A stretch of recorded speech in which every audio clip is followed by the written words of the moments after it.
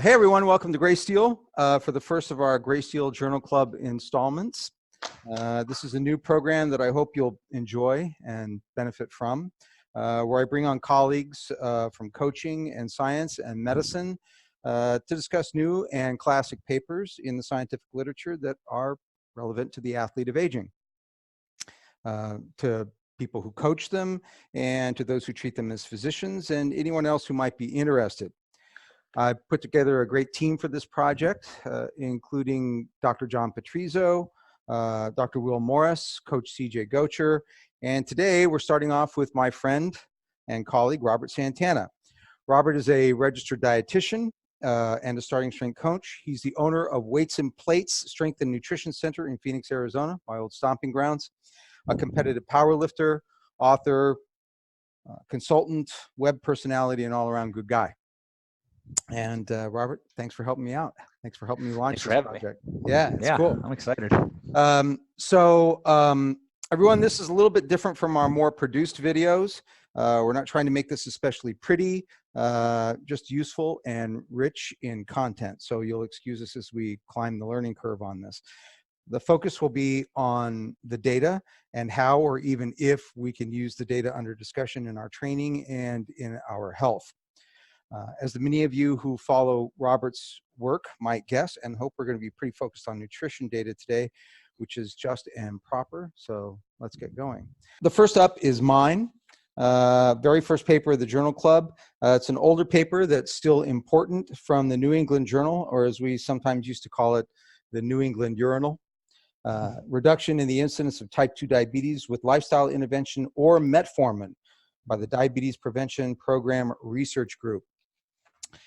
This is a very important paper. It's been cited a lot. The authors hypothesized that modifying diabetes disease risk factors through administration of anti-diabetic agents or an intensive lifestyle intervention would slow progression to type 2 diabetes and improve risk factors. So, pretty well done study. They randomized 3,234 patients without a diagnosis of diabetes, but with risk factors. So these were patients who were at high risk of progressing to diabetes. Their risk factors were namely abnormal fasting serum glucose or abnormal glucose tolerance tests.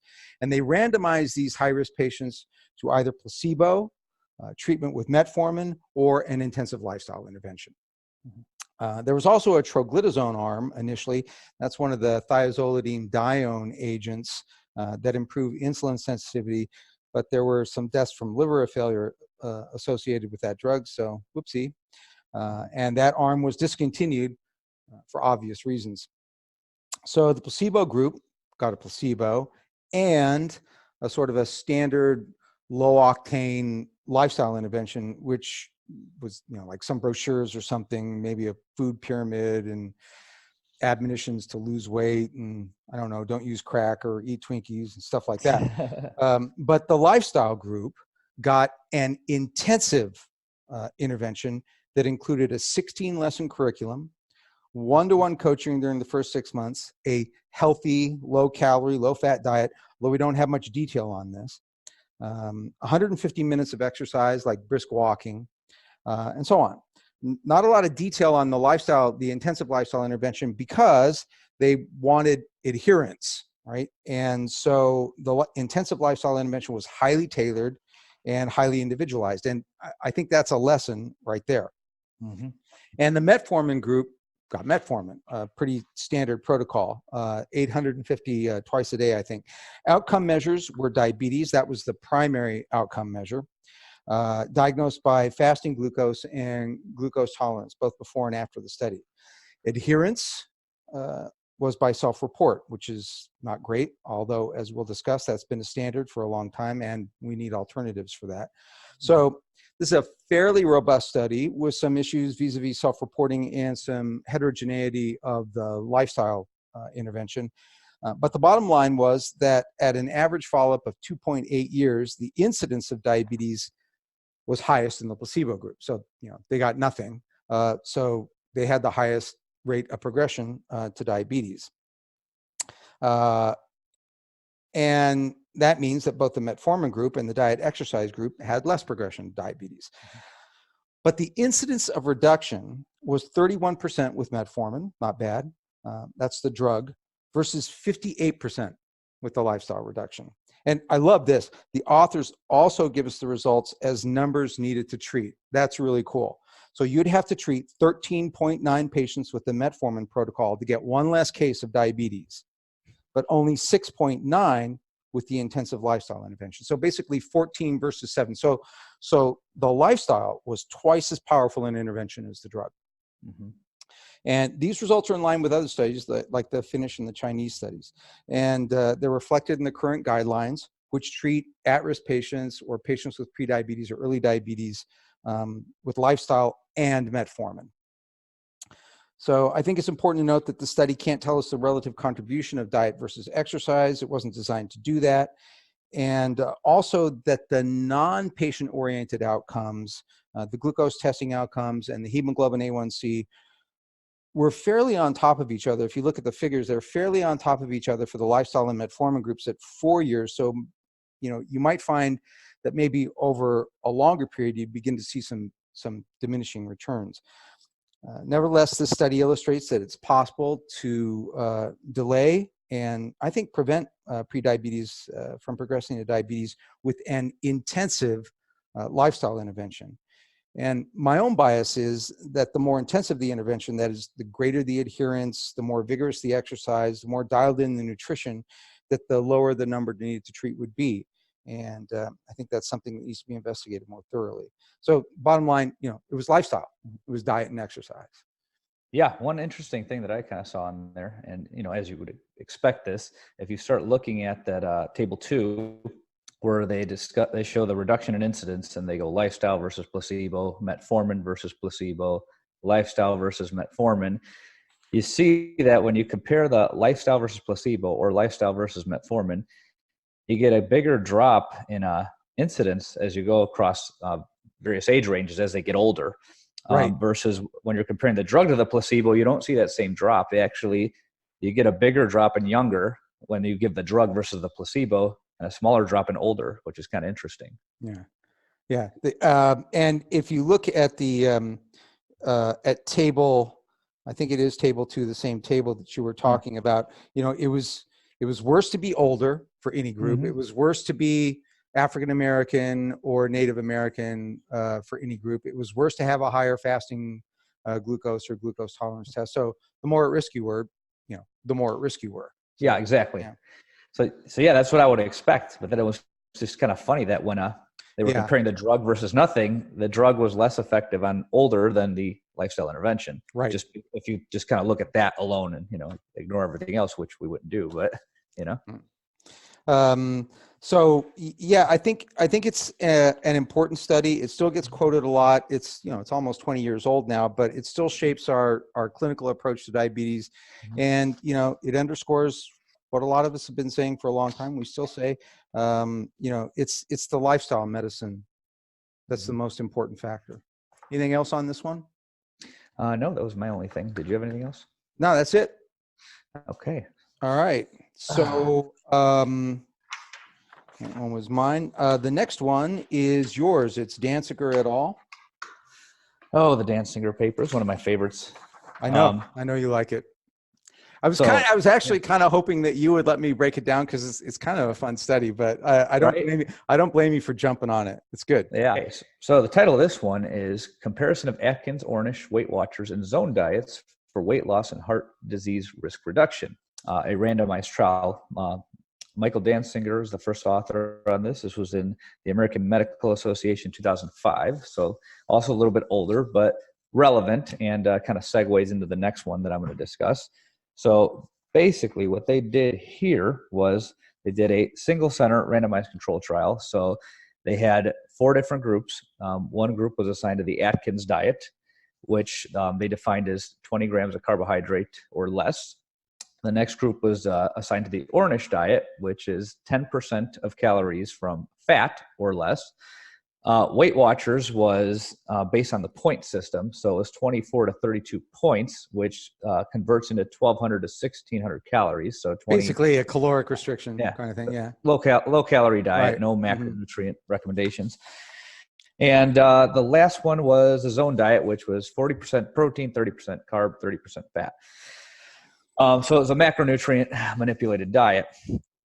They followed these people for about a year, starting in 2000, and it ended in 2002. They had 160 total participants that were assigned. So there was 40 in the carbohydrate restriction, which was Atkins, about 40 in the zone, 40 in the Weight Watchers, 40 in the Ornish. And they self-reported their diet via food logs, and they self-reported their adherence on a scale of 1 to 10. They were given a multivitamin supplement. Food records were assessed at month 1, 2, 6, and 12. And they were educated on the diet by a registered dietitian and a medical doctor. So they had a team basically go in a room and say, this is the Atkins diet. Eat less than 20 grams of carbohydrates a day. Here's a food list. All these foods are high in carbs. You can't have these. You need to have these. And then with the Ornish diet, they did the same thing with fat. And then with Weight Watchers, they explained to them how to count points. So basically, it was just a formal instruction in a classroom setting, and then you kicked them off on their own and assumed that they would follow it. And then we would measure that they followed it based on what they told us they ate, like most studies. So at the end, 27 out of 61 discontinued the study before 6 months. So they did an intent to treat analysis and looked at non-completer data. And one of the interesting things they report finding was that non-completers had lower baseline education and lower baseline diastolic blood pressure. The most common reason cited for discontinuing was that it was too hard. Everybody on it lost weight, which I have some thoughts about, and everybody on it reported that they exercised more. And by on it, you mean everybody on each one of the diets lost weight? Yes. Right. Yes. Each one of the diets. Yeah. Everybody lost weight. Everybody lost weight. Everybody exercised more. So when you look at table 2, this is where it gets really interesting. So if you look at Atkins, the people on Atkins, nobody ate 20 grams of carbs or less. I think that at month 1, they self-reported a mean. Again, so this is not individual data points, it's the average of everybody on that group. So the average of all 40, they reported 68 grams of carbohydrate a day. And then you get to about month 2, you're at 137. Month 6, you're at 190. And about at month 12, you're still at 190. So that's not very close to 20. Right. Yeah. So we're almost at a tenfold by the end of the intervention. And even at the beginning, at month 1, they're eating almost a fourfold what they were supposed to be eating in terms of carbs. So Atkins wasn't doing Atkins. Let's move on to zone. If you look at the protein intake, it's around 90 grams the entire time. So that converts into 360 calories. So I went through each individual calorie level for each individual month. And I think the highest that they got was 25% of their calories from protein. So nobody hit the protein in the zone group. It was below 20 for most of that time. So zone didn't follow zone. Atkins didn't follow Atkins. Weight Watchers did a little bit better. So their calories were between 1477 and 2056 at baseline. So 1477 to 1832. So Weight Watchers did Weight Watchers. So we know that. Or pretty much saying they did Weight Watchers. So that's, Yeah. They're at least reporting that they did self-reporting, it. Right. Yeah. Then Ornish was the last one. It was what? So that one was all over the place the most. So we had 26 grams of fat, then 54 grams and 64 grams. I don't know if any of the viewers have ever followed an Ornish diet, but it's pretty low in fat. We're talking about usually if they're at let's see. So month 1, they're supposed to be, their mean was 1,393 calories. Let's round that up to 1,400, and they're reporting 26.5 grams of fat. So a gram of fat's 9 calories. Let's just round up. So 26 grams of fat, that would be about 260 calories from fat at 1,393. That's a little bit more than 10%. Right. And if you kind of go down the numbers, what I'm trying to say is that nobody did Ornish. So nobody did zone, nobody did Atkins, and nobody did Ornish, and people were so with Weight Watchers. And if you look at figure 1, what you see is, like, over the course of the study, exactly what you'd expect to see in the general population. For every single study, there's this downward slope of adherence. So people became less and less and less adherent with the diet over time. Mm-hmm. All right. So that's a problem. Mm-hmm. That's a problem. Yeah. So what did they find besides that everybody lost weight and everybody's adherence fell off as time went by? Well, they were looking at cardiac risk factors as well. Mm-hmm. Right. So that would be, let's see, table 3 and table 4. And it looks like they excluded non-completers in table 4. Right. One of the problems looks like insulin dropped. Yeah, go ahead. Yeah, no, go ahead. I was saying insulin dropped, but not quite to a significant level, almost at month 2, but nothing else changed there in table 3 as far as insulin and C-reactive protein, which is an inflammatory marker. Then you go down to table 4. Again, they're excluding. There's missing values were excluded, so there's statistical problems there. It looks like they're showing weight here. Weight loss tended to, like they said, it trended upward. Negative weight trended down is what I'm trying to say. BMI also trended down. Waist circumference trended down. All the anthropometric stuff. Then you look at cholesterol. So where they saw significance was with cholesterol at month 2 and month 6, they saw a drop in total cholesterol. They saw a drop in LDL immediately, and then nothing really happened at month 6 and month 12. HDL, same thing. And this is, again, for the trends across diets, so it's not for any individual diet. They're just kind of pulling it all together. HDL looks like it improved over at month 2 and month 6, and then they saw an improvement in triglycerides at month 2, and diastolic blood pressure dropped at the 6-month mark. So they did see some improvements there. And again, the way that I kind of look at something like this is when you tell someone to change their diet, and they're eating a very poor diet, even if they do it's kind of like what we've seen with lifting. Even if they try to do the diet you put them on and do it wrong, you're going to see some improvements because they're eating better than they were eating before. So you got to factor that in. They also say that when you put someone on a diet, they change their activity habits. There's data on that as well. Right. And I'm inclined to believe that. Yeah. So yeah, what I saw was there was a tendency across the board to lose weight. There was a tendency across the board, across all 4 diets, to improve cardiovascular risk profile. Some things were a little bit better for one diet than with the other. There was a tendency across all 4 diets for adherence to drop. So what would you say? I mean, does this paper show us which one of these diets is best for cardiovascular risk reduction? Absolutely not. Right. Yeah. That's my takeaway from it as well. And that's why it's like I've looked at this paper a million times, and it's almost pointless to sit there and try to talk about one diet versus the other because nobody was doing the diet they were supposed to be doing, other than maybe the Weight Watchers people. They at least said they were doing it. But, then you look at the data and it kind of lines up with that. A couple of things that I noticed here, that the randomization was by small groups. So when people got assigned to a diet, it's because they went to when they signed up for the study, they got sent to the next small group meeting. And if that small group meeting was on Ornish, then they got randomized to Ornish, right? So they got randomized to the coaching session. And then from there, they got randomized to the diet. So nobody got randomized, wouldn't really be randomization, but nobody got assigned to a dietary strategy on the basis of I could do that, No. or nobody got randomized to a diet that they had any idea whether they could adhere to it or not. Here, weight loss is a pretty good outcome and the risk factor measures are okay. But aside from weight loss and medication, right, there was no patient-oriented outcome. They just looked at a bunch of lab tests that really patients don't care about. Doctors sort of care about, but looking at hospitalization, events, new diagnoses, there was none of that, right? Nope. As a coach, I'd be pretty unhappy with the trend in protein intake in all of these diets, right? But particularly the Ornish, that was a pretty catastrophic protein intake there. Oh, yeah. It's interesting to note that the diet looked at weight and I believe waist size, but not body composition, which is far more important than BMI or weight. Fiber intake didn't change. Change in glucose was positive only in the Atkins. I think, again, the big takeaway here, the one that we see over and over again, is the problem of adherence. The best results were in those who adhered. I should say, kind of like strength training, kind of like programming, right? So Yeah. it doesn't matter how great the program is.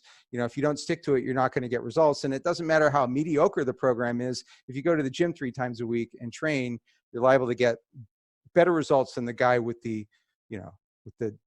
great program who doesn't show up to train. So it's adherence. It's adherence.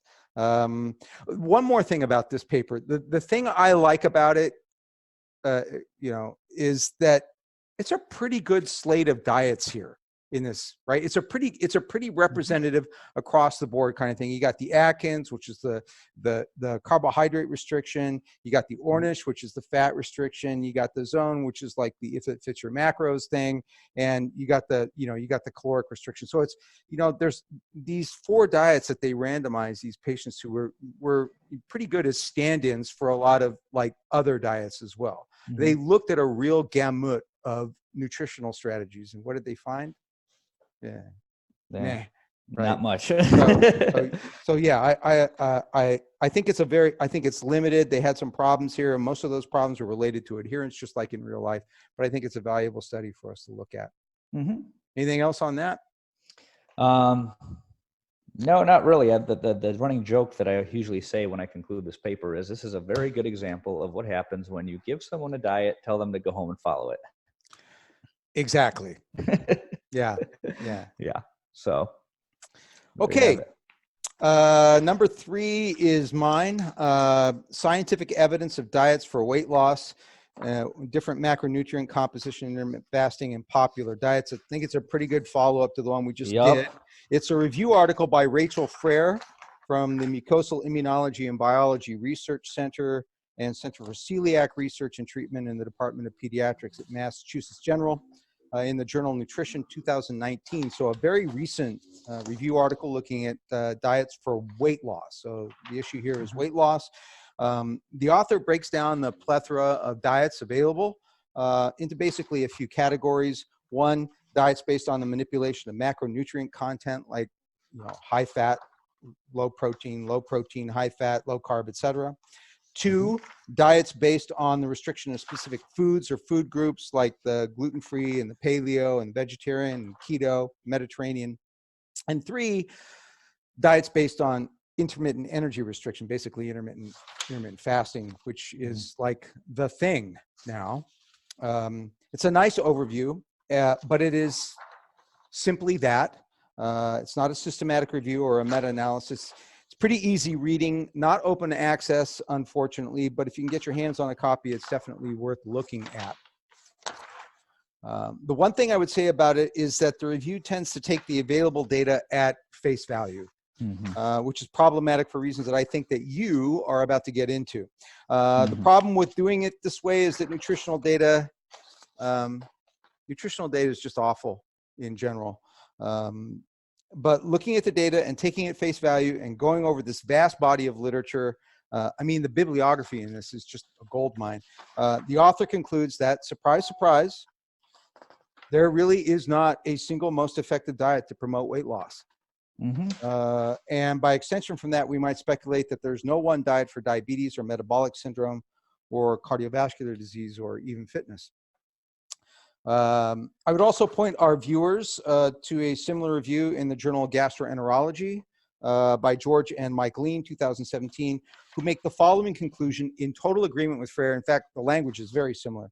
Quote, differences between diets are marginal. Weight loss improves in almost all obesity-related comorbidities and metabolic markers, regardless of the macronutrient composition of the diet, but individuals do vary in preferences and ability to adhere to different diets. Optimizing adherence is the most important factor.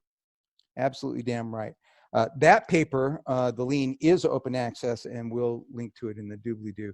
I don't want to belabor it too much because it's not a study, but if you have any thoughts on that, let's hear them. I know it was a late addition to our slate of papers there, but I just kind of said the same thing. I just kind of went over, that you're gonna not one of them is better than the other, and because everything's self-reported, which is what I'm going to go into the next one, you can't really you know, how much can you get from that? But the one thing I did notice was on table 1, they asked if there was direct restrict. I don't even know what they're trying to say here. Direct restrict calorie intake. So I think what they're saying is, does the diet restrict calories? And it says no, but some of these diets are based on percentage of calories. So I don't know what they kind of define that as. And that kind of ignores a very important thing, because the one thing that we do know from, you know, papers that have looked at inpatient stuff is that when calories are restricted, everybody loses weight. The variability is there, but, you know. Well, yeah, that's a good point. Although I was coming at it from a different perspective, you know, she says in this review that it's, you know, it's energy, it's the net energy flux that is the most important thing in determining whether or not the individual is going to lose weight. So, you know, if you take in more energy than you use through basic metabolism and exercise, you're going to gain weight. And I'm reading that, and, you know, I'm thinking that 10 years ago, that statement would have been like, duh, right? But there are actually people out there now who would contest that, who would say, no, that's not it, right? And well, I don't think there's anything particularly contentious about saying that there are certain foods or we'll talk about fructose someday. We'll talk about we'll talk that whole thing, right? That that certain macronutrient profiles may or may not contribute to more weight loss or weight gain than others. The idea that the total matter energy flux into a system has to do with the mass of that system being like somehow controversial. Like, when did that happen? That's just weird. No idea. Yeah. So, but good for her for making the point. Yeah. Right. It's like the total energy mass flux in the system that determines how much mass it has. So, including a biological system like somebody on a diet. So, good for her. It's funny. I saw one paper. I got to find it. It was a meta-analysis on exercise studies for weight loss, and they were creating a negative energy balance through exercise, and they showed a waterfall plot of all the participants, and then there were some people. This was outpatient, obviously. There were some people that gained weight, with exercise, which was kind of funny, because then you look at a similar study done inpatient, and then every single person loses weight. So, what's the obvious difference? What was going on there, right? One was where we were actually able to babysit you. Yeah. Right. And we know how much energy and matter was going into that system and how much was coming out. And the other one was like self-reporting. Right. So actually, the next one up is mine, because I wanted you to bring it home with the last one on this energy balance one. So the next one is Metall from the journal Metabolism, 1983. It's an older paper, but much quoted and must discuss still, because it supposedly is a classic demonstration of the ability to maintain performance during a ketogenic diet. This is a paper that you picked for us, and then you gave it to me to break it down. So thanks a lot for that. You're welcome. It's entitled "The Human Metabolic Response to Chronic Ketosis Without Caloric Restriction: Preservation of Thanks a lot, man. Preservation of submaximal exercise capability with reduced carbohydrate oxidation." So it's really not a trial. It's a very small study. With crossover design, not well controlled at all. So the investigator took five elite cyclists, guys with a VO2 max of 65 or so, respectable. So for our readers, a VO2 max is measure of how much oxygen per unit time per kilogram of body weight you can take up and use to oxidize or burn fuel, carbohydrate or fat, for a sustained interval. So if you can take up 65 milliliters of oxygen per kilogram of body weight per minute and use that oxygen to burn substrate in your muscles, you're pretty fit. And it's also a measure of cardiovascular fitness, because in order to take that 65 milliliters of oxygen up in your muscles, you have to be able to deliver it to the muscles, and that's your cardiovascular system. So anyway, those guys are pretty fit. They took these guys and fed them a balanced diet for a week with a pretty good protein content by cyclist standards, right? And then 2/3 of remaining calories from carbs, 1/3 from fat, and then tested their VO2 max, their endurance time, their utilization of carbon radiolabeled glucose, during exercise, their 3 beta hydroxybutyrate levels, that's a ketone body, and their respiratory quotient, which roughly speaking is a ratio of exhaled carbon dioxide to inhaled oxygen, with a few factors thrown in. It's basically indicative of your fuel mix, right? To put it simply, during exercise. And then they put these same guys on an isocaloric ketogenic diet. Same protein, but less than 20 grams per day of carbohydrate. Good heavens. And then they did the same tests again, right? So for the results, the authors talk a lot about mean or average changes here, which is really kind of silly when you consider that there were only 5 subjects in the study. And by the way, there's no power analysis because why? Right? There's no point. You know, when you have 5 subjects, you have a statistically underpowered study, almost meaningless. Exactly. That said, there was a tiny drop in VO2 max and a big drop in respiratory quotient.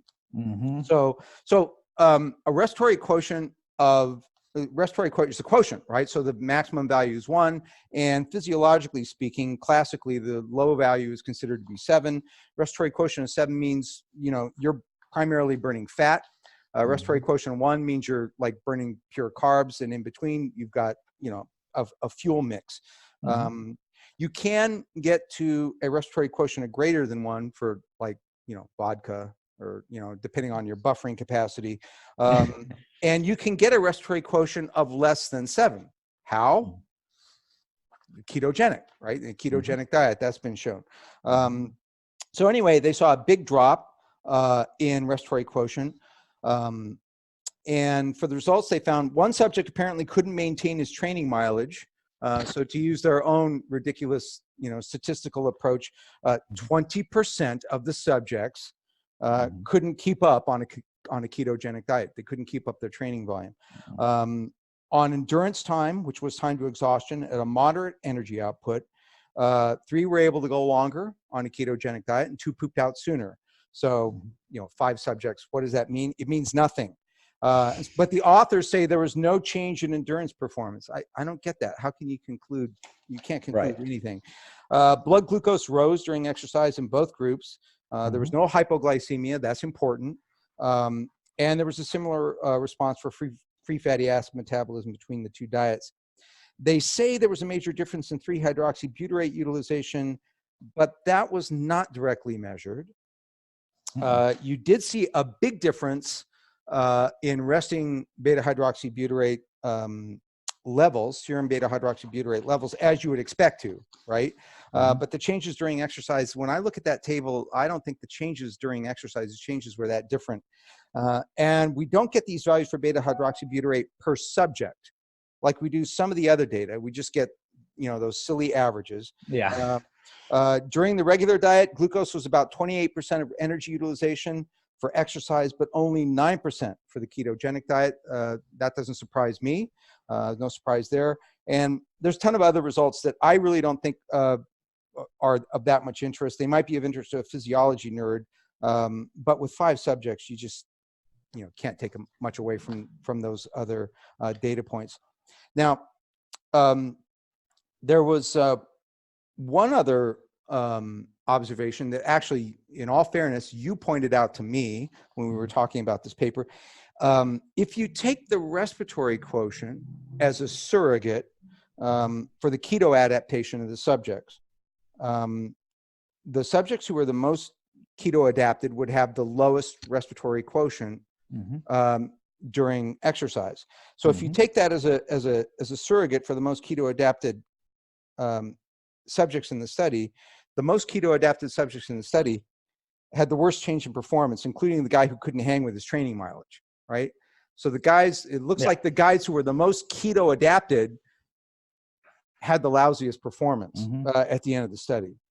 So, you know, if you're citing this paper as evidence that athletic performance, even at these really moderate power outputs, can be maintained on a ketogenic diet, then, you know, you need to find a better paper. And there's been a lot of subsequent work on this topic, and I'm sure there may be contrary results, and we'll look at that data in future journal clubs. The ketogenic diet we're going to have to look at those papers. But this is certainly not a data point that I would be quoting in that direction. One thing that I don't think is a matter of contention at all is the effect of a ketogenic diet on the ability to perform at a high power output, right?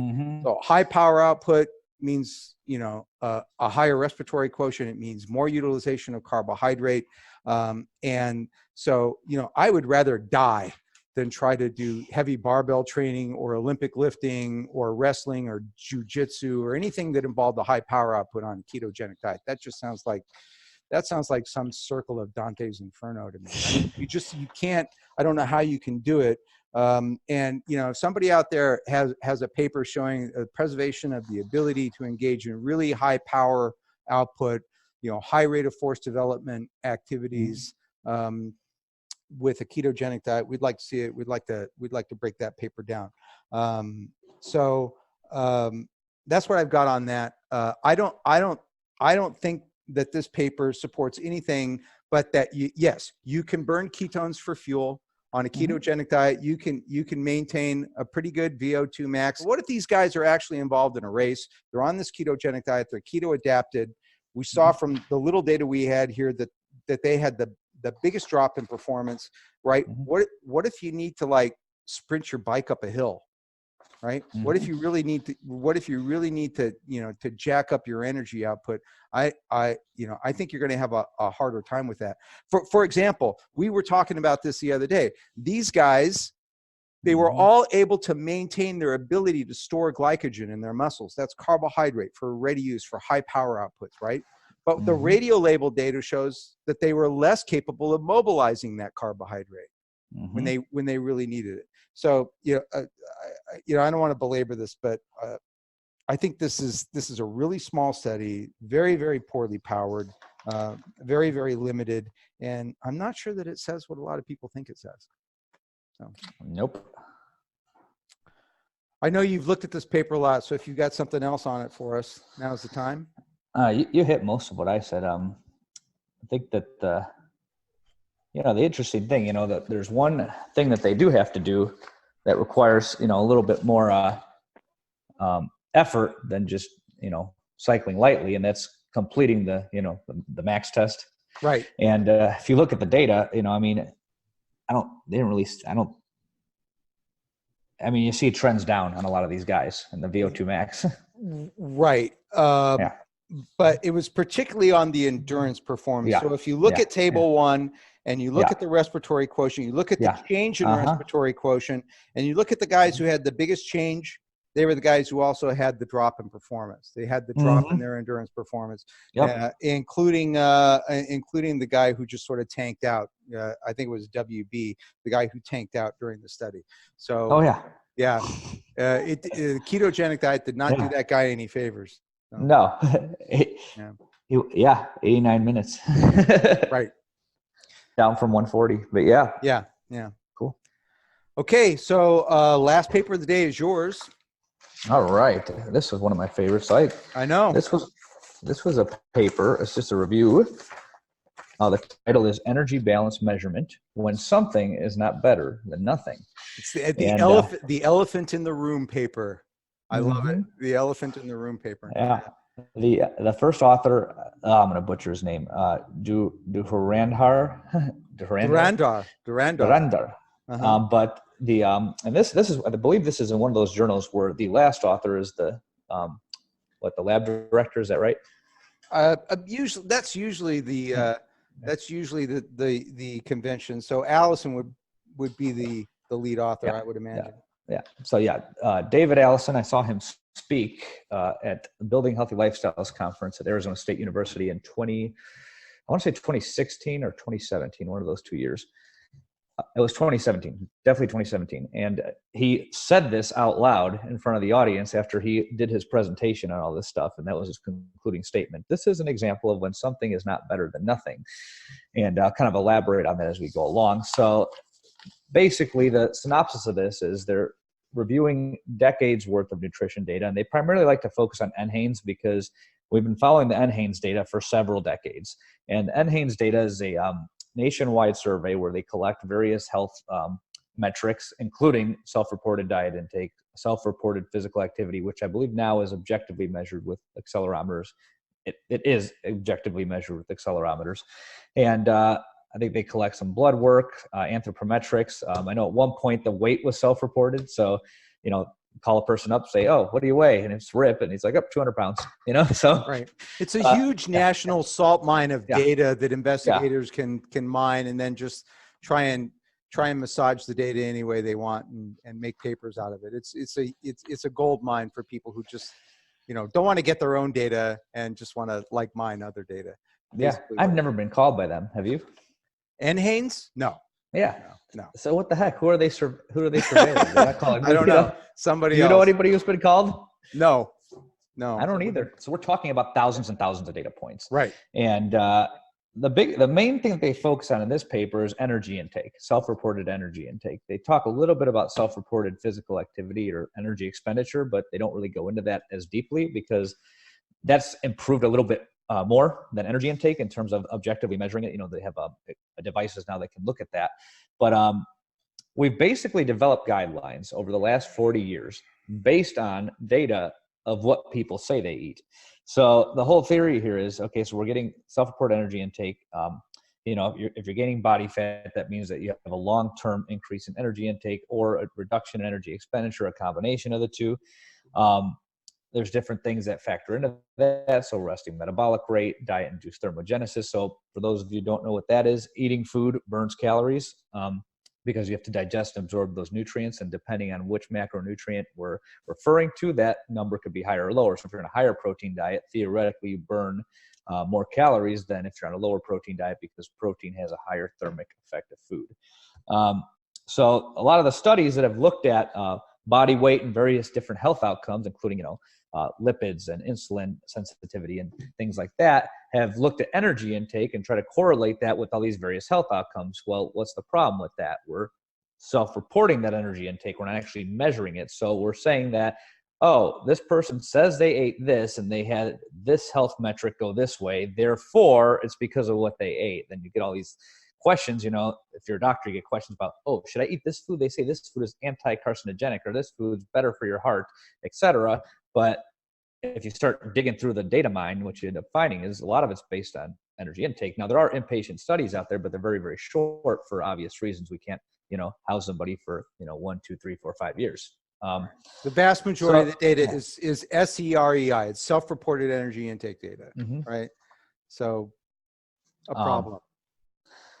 So they've looked at different questionnaires about it. There was a whole nother, I had to review a bunch of papers on all these questionnaires, how they were validated. And, the long story short of it is, so here they talked about food frequency questionnaire versus dietary recall. So a food frequency questionnaire, I'd sit you down and say, hey, how often do you eat, green vegetables? How often do you eat lean meat? How often do you drink sodas? How often do you eat hamburgers?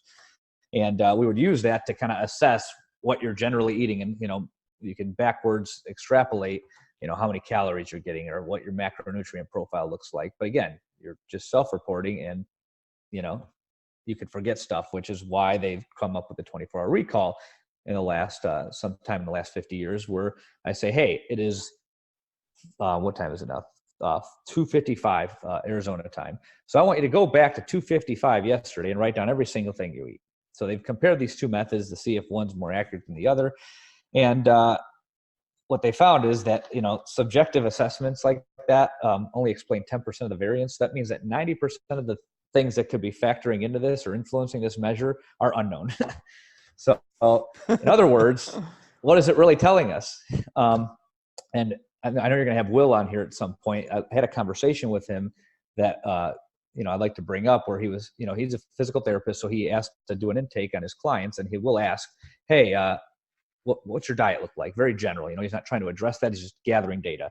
And he said 90% or 99%, you can ask him, like most of the people that talk to him will say, oh, I eat, chicken, broccoli, fruits and vegetables, salad, and then I was telling him, I'm like, but then they're, 250, 300 pounds, right? So then you get these physiologically implausible nutrient intakes, which, is also addressed in this paper. And then I responded to him, well, now I have people taking pictures. And when they take pictures, it doesn't look like what they would write down if I had them write it down. And I should really start what I should start doing is have them write down what they say they're eating and have them take pictures the next week and see what that looks like. But these are one of the problems. You might as well ask people to self-report their blood glucose or their blood pressure or their heart rate or something like that. I mean, exactly. And this is what the vast body of nutritional research is built on. Bingo. Yeah. They hit on energy expenditure a little bit. They were talking about, they were defining energy expenditure due to, non-intentional activity. So they call it NEAT.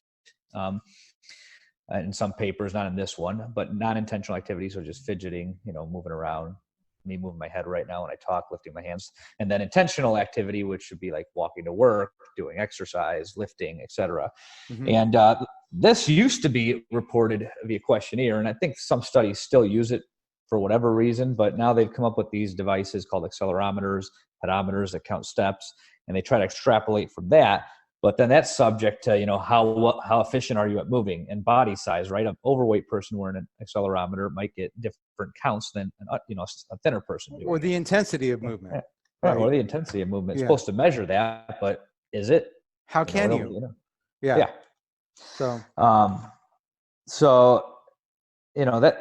That area seems to be moving in a better direction, but at the end of the day, it's, there's problems there too. So they didn't really hit that quite as hard, but they say that people often over-report exercise, and some of the factors that they cited were race, adiposity, and amount of weight loss. So I had a thought there. So typically,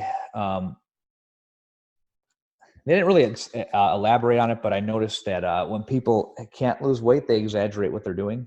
They say I'm not eating and I'm exercising more. So I think that's what they were referring to, but I'm not sure. That's just been my personal experience as a practitioner, and I've read that in other places.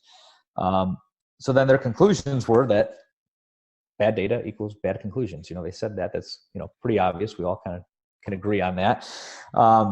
They cited one interesting study. They said that 45% of pregnant women underreported. I don't know how they compared this, but they said that the underreporters reported 1,194 calories versus the normal reporters reported 2,125 calories. But what were the normal reporters? I mean, that'd be an interesting paper to talk about. How did they decide who was normal? Yeah. Right. Yeah. So the whole takeaway from this paper was that self-reported measures like this, especially diet, right, shouldn't be used for clinical recommendations and shouldn't be correlated with health outcomes because we don't have an effective way to do it. So the second part of his live talk that I saw, he finished out by saying, until we have a better way of measuring this, we shouldn't bother measuring it at all. And so what was the response? Like crickets? Was it? I mean, I doubt he was feeling a whole lot of love from the room. Right. Yeah. A couple of the points that he makes in here is, this data, this great edifice of nutritional data that's been accumulated over decades now, basically built on sand, feet of clay, right, is being used to formulate policy and to make nutritional recommendations by medical colleges and medical boards and American Diabetic Association and and American Heart Association, and it's all crap, really. And I love here where he talks about despite numerous demonstrations of the serious shortcomings of self-reported measures of energy intake, many researchers continue to assert the validity of self-reported energy intake solely on the basis of its reproducibility. So it's consistently bad. This is like using a mismarked ruler. One can reproduce the result, but it will still be wrong. Absolutely. It's beautiful. How to make friends and influence people. So what's the alternative? I mean, I think a lot of researchers will say, what do you want us to do? Like we can't take all the subjects of a study home with us. We can't imprison people and feed. So you're a nutritionist. You've done nutritional research. What do you do? I mean, what are the options for this field of research? he mentioned some advances, and the first one I would say is the most useful. He was saying that digital photography is one thing that they're moving towards, Mm-hmm. and that's what I use in my practice. When I was coming up with this nutrition system, I was working with a colleague of mine here, and we were going through and trying to figure out which questionnaire to use. So I had two dietitians, Audrey and Juliet, and they were arguing with each other. Okay, should we use a food frequency or a 24-hour or a 3-day? And I just kept saying 24-hour because it's fast, they'll get it done, and it's less work for us, and they're all equally bullshit. So right. But they wanted to argue with each other. That's what we do, that's what practitioners do.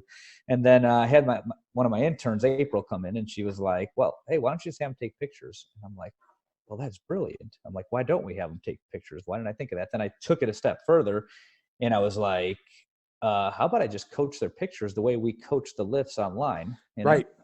And we started doing that. And then I started seeing, I'm like, okay, you're this heavy and this is what you're eating. That is plausible. So I'd say that's probably closer than having them write it down, because of what Will said. They will all tell you they eat broccoli, chicken, and brown rice. Right. Yeah. So but then he mentioned some other devices. Said they have chewing and swallowing monitors. What is it? Waist motion detectors for plate to mouth. So like a wrist motion detector from plate to mouth, so they can measure it that way, I guess. Dude, the pictures are sufficient. Dude, I can consume a lot of calories without chewing. Right. Like I'm gifted, but not that gifted. I think most people can. Right.